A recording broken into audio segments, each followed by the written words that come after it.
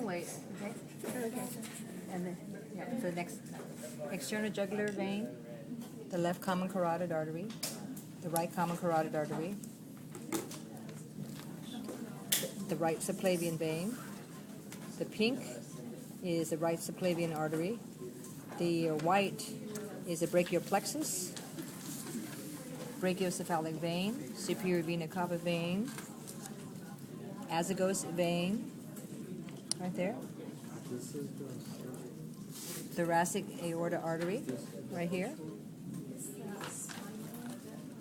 Number 2. The blue is the subclavian vein. The pink is the subclavian artery.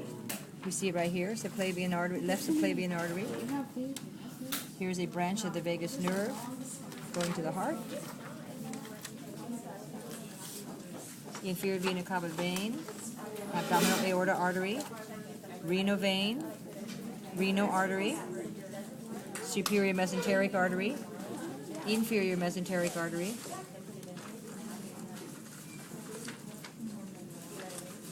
femoral nerve, femoral artery, femoral vein, saphenous nerve.